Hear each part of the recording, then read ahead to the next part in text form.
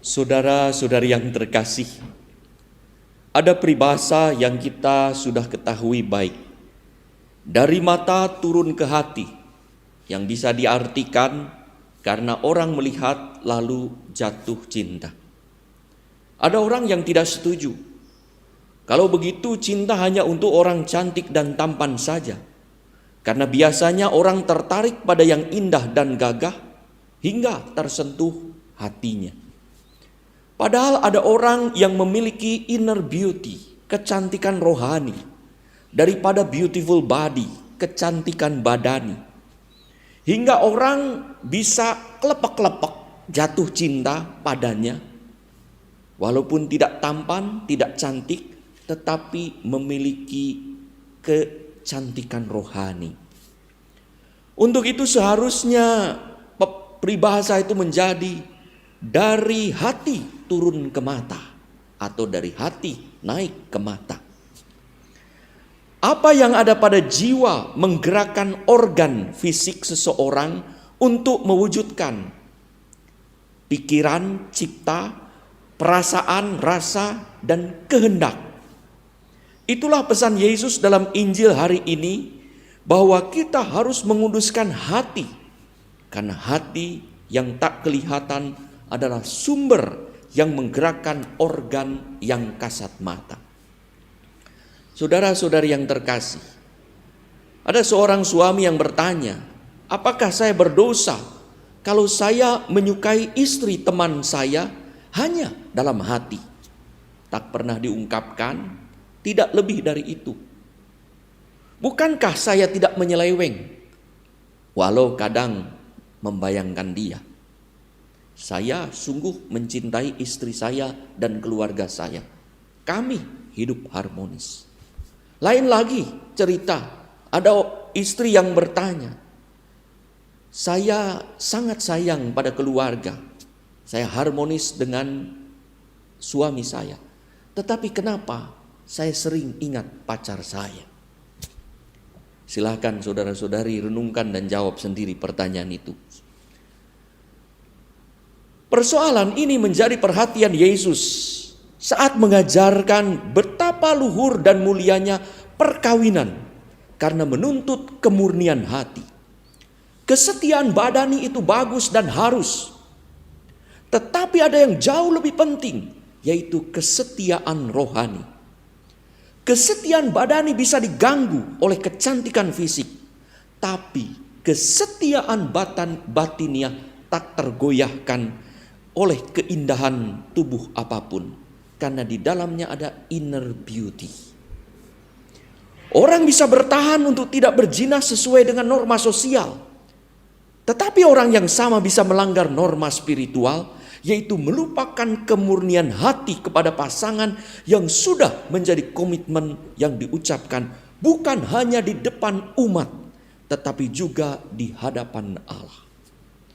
Kalau orang sudah tidak murni hatinya, tetapi dipengaruhi bahkan dikendalikan oleh nafsu seksual, walaupun ingat akan komitmen dan sadar akan imannya, bisa mencari cara untuk mewujudkan nafsu tersebut, entah melalui perasaan.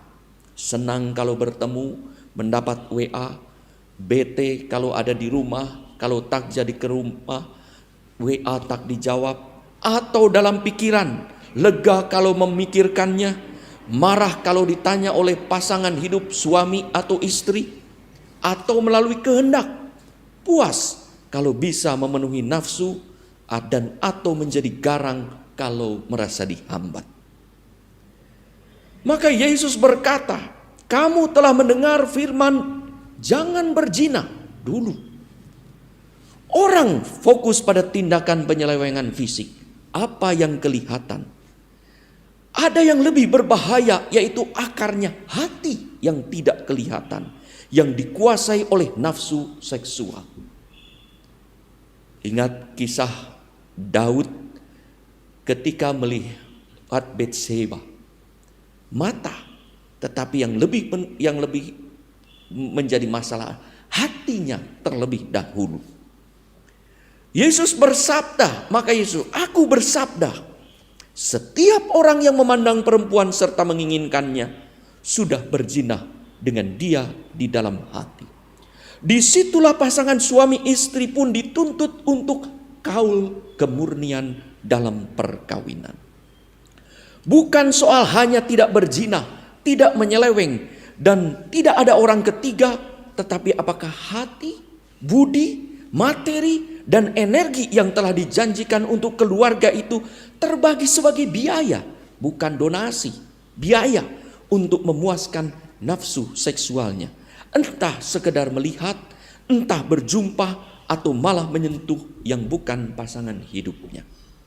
Maka Yesus dengan tegas sekali berkata, kalau organ fisik tidak dapat dikendalikan oleh hati dan budi hingga mencelakakan hidupmu, lebih baik organ itu disingkirkan.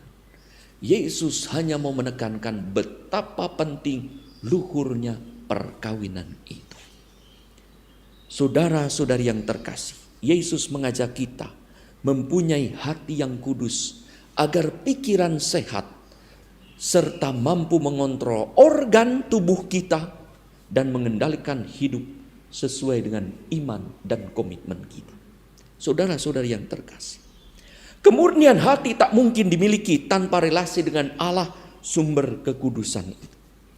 Orang yang makin dekat dengan Tuhan, makin kudus, makin murni, maka ia akan makin setia dalam komitmen dan imannya.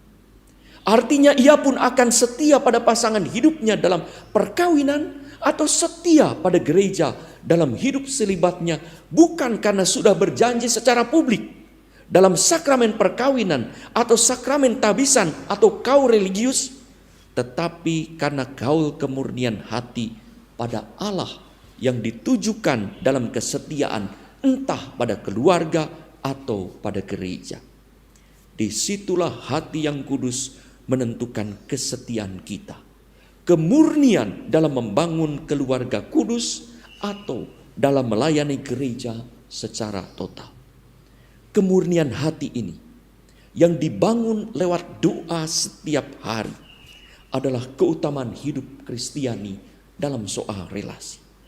Keutamaan bukan soal sekedar tindakan baik yang dapat dilihat orang, tetapi sesungguhnya keutamaan adalah hati yang kudus yang diketahui oleh Allah.